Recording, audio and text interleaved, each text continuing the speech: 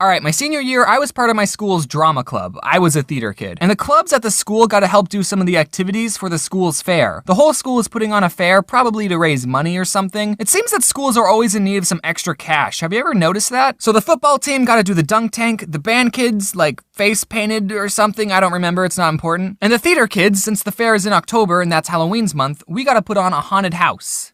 Cool! The drama club was separated into groups, and we would each be a scary part in the haunted house. And we got to make the haunted house inside the school, so we had a lot of area to work with, and there was a lot of space in between each scary thing. My group, what we did is we dressed up as vampires, but scary vampires, and we sat at this dinner table and we decorated it with fake organs, goblets filled with blood, red Kool-Aid, and we had this freshman girl that was laying on top of the table, and we put fake organs coming out of her, you know, to make it look like we were eating her because vampires eat people.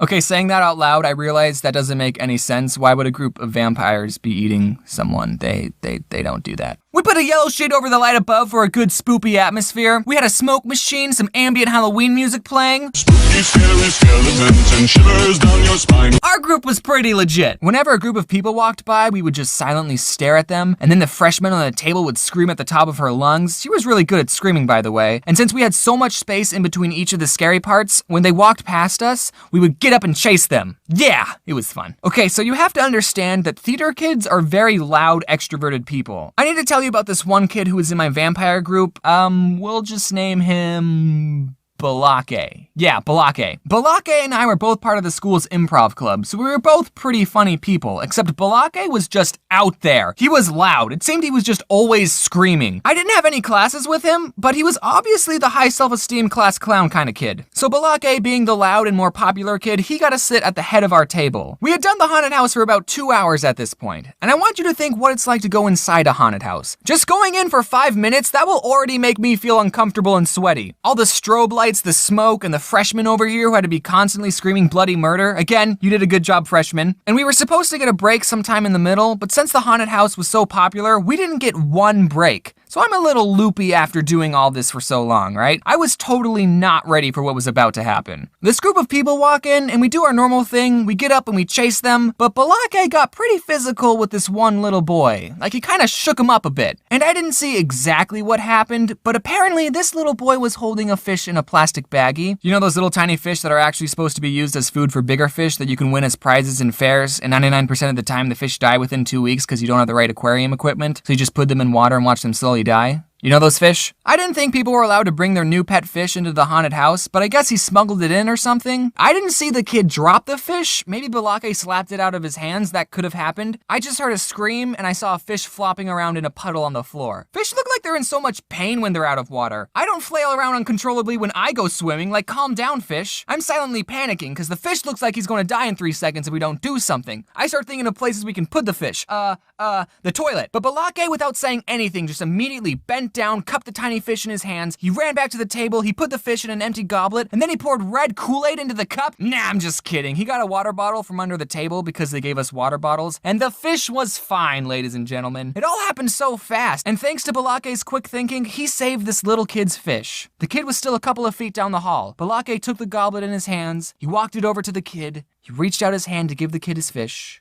And then he just chugged the drink! Balake!